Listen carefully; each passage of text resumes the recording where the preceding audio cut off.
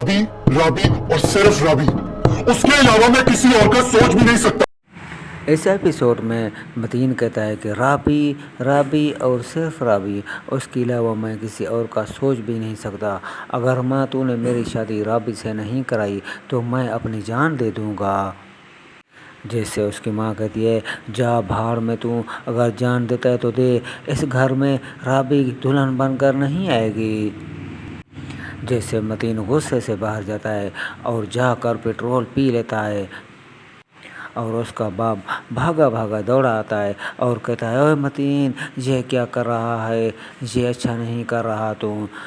जैसे वो बेहोश हो जाता है और उसका बाप उसे अस्पताल ले जाता है।